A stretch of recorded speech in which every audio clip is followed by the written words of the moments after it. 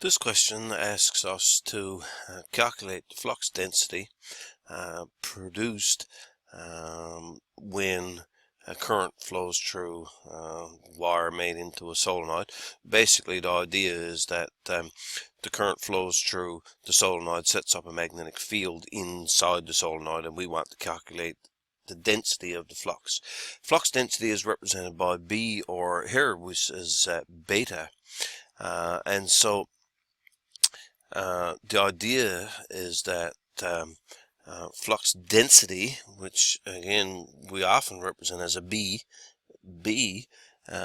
is equal to mu naught multiplied by H, where H is the magnetizing force.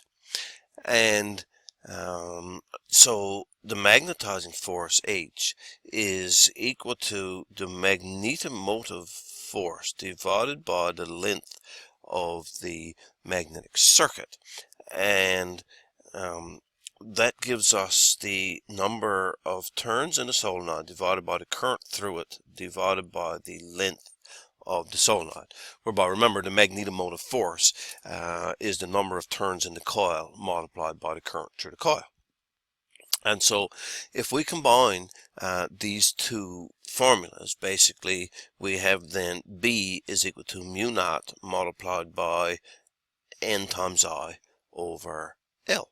And so we can write B, or beta, is equal to mu naught, which again, remember, is the permeability of free space, multiplied by the magnetomotive force and divided by the length. And so mu naught is 4 pi times 10 to the negative 7 henries per meter. The number of turns in the coil was 2500, and the current was 5 amps. And so we divide that by the length, which was 50 centimeters, or remember, 0.5 meters. Now, the idea then is that, remember, 50 centimeters multiplied by 1 meter per 100 centimeters would give us 50 over 100 meters, or 0.5 meters. And so B then will be equal to 4 pi times 10 to the negative 7 henries per meter multiplied by 2500 turns multiplied by 5 amps and divided by 0.5 meters.